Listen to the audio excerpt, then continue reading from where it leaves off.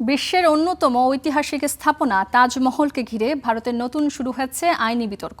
তাজমহলের নিচে কথিত প্রাচীন তোজো মন্দিরের অস্তিত্ব যাচাই করতে জরিপের ওপর আরোপিত বাধা কেন বহাল থাকবে তা জানতে চেয়ে নোটিশ জারি করেছেন এলাহাবাদ হাইকোর্ট। তাজমহলের নিচে প্রাচীন একটি মন্দির রয়েছে। হিন্দুত্ববাদী সংগঠনের এমন দাবির প্রেক্ষিতে কেন্দ্রীয় সরকার ও ভারতের প্রত্নতাত্ত্বিক জরিপ বিভাগকে এই নোটিশ পাঠানো হয়েছে।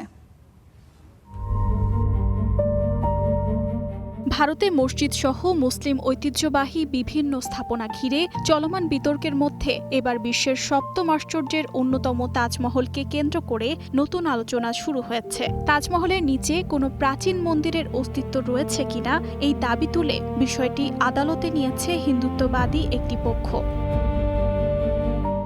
এমন প্রেক্ষাপটে তাজমহলের নিচে প্রাচীন মন্দিরের কোনো নিদর্শন রয়েছে কিনা তা যাচাই করতে জরিপ কেন করা হবে না তা জানতে চেয়ে কেন্দ্রীয় সরকার ও আর্কিওলজিক্যাল সার্ভে অফ ইন্ডিয়াকে নোটিশ জারি করেছেন এলাহাবাদ হাইকোর্ট।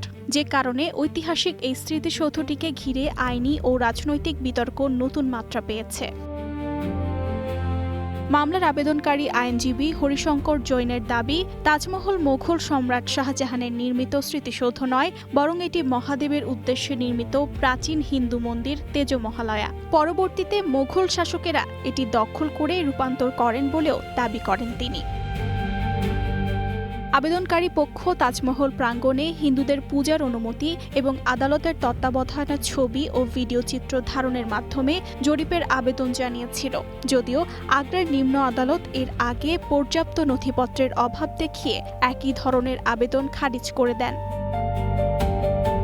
ইতিহাসবিদদের মতে তাজমহল ১৬৩১ থেকে ১৬৫৩ সালের মধ্যে সম্রাট শাহজাহান তার স্ত্রী মমতাজ মহলের স্মৃতিতে নির্মাণ করেন। জাতিসংঘের শিক্ষা, বিজ্ঞান ও সংস্কৃতি বিষয়ক সংস্থা ইউনেস্কো তাজমহলকে বিশ্ব ঐতিহ্যের স্বীকৃতি দিয়েছে। তবে এখন পর্যন্ত আদালত তাজমহল ভেঙে মন্দির নির্মাণের কোনো নির্দেশ দেননি। আদালত শুধু সংশ্লিষ্ট কর্তৃপক্ষের কাছে ব্যাখ্যা চেয়েছেন। এখন মামলার পরবর্তী শুনানি ও আদালতের সিদ্ধান্তের অপেক্ষায় সবাই। Archita Shehzin, Star news.